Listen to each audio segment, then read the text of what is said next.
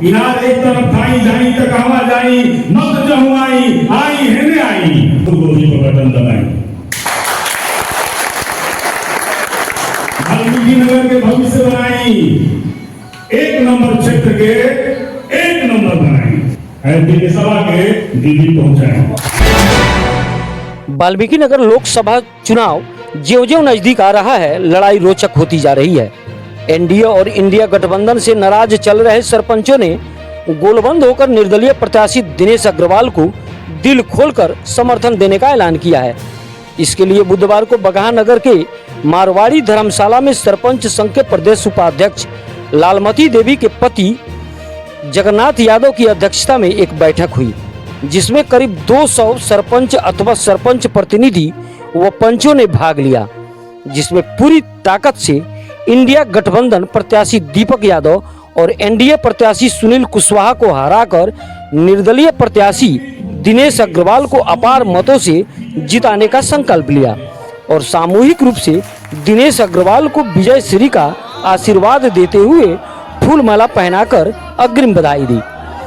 सरपंचों ने कहा कि राजा महाराजा के वंशज जो दूसरे राज्यों से आकर प्रत्याशी बने हैं, गरीबों के परछाई पड़ने मात्र से उन्हें खाज खुजली हो जाती है। उनके दर्शन वीआईपी लोगों को ही नसीब हो पाता है। दूसरा सांसद बनने के बाद भी क्षेत्र से नदारत रहा, अपने भोग विलास में मतदाताओं को भुला दिया। आज जब चुनाव पड़ा तो दोनों भेष बदलकर वोट मांग रहे हैं, जनता को लॉलीपॉप दिखा रहे हैं। ऐसे में इन दोनों को हराकर उन्हें सबक सिखाने का सही समय आ चुका है।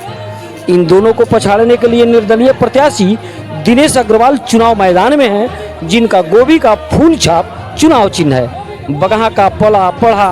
हमारा अपना बेटा और भाई है, जो सही समय पर वाल्मीकि नगर लोकसभा सीट से विकल्प के रूप में उभरा है। अब वाल्मीकि नगर लोकसभा के मतदाताओं को सोचना और समझना है, अपने क्षेत्र के चौमुखी विकास, महिलाओं के सम्मान और युवाओं के रोजगार के लिए स्वार्थियों और निकम्मों को छोड़कर सच्चे समाजसेवी ईमानदार छवि के निर्दलीय प्रत्याशी दिनेश अग्रवाल को एक एक वोट देकर अपना सांसद चुनना है।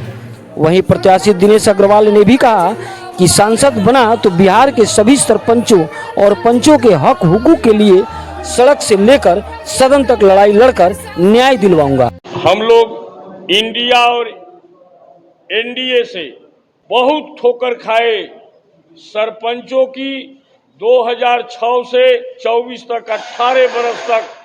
दूसरे के न्याय देने वाले सरपंच अपनी न्याय के लिए सड़क से सदन तक, गांव से शहर तक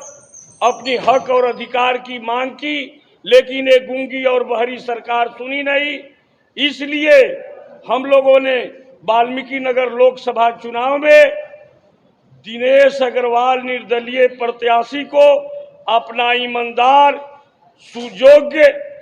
और अपने वाल्मीकि नगर लोकसभा के अंतर्गत, और यह व्यक्ति बिना किसी पद पर रहे हुए आज 2 वर्षों से समाज सेवा के विषय में उस विभाग में इन्होंने राज्य स्तर से लेकर के देश स्तर तक सामाजिक कार्य का लोहा मनवाने वाले व्यक्ति को हम लोगों ने चुना, और सही व्यक्ति समाज के लिए, वाल्मीकि नगर के लिए प्रत्याशी हो,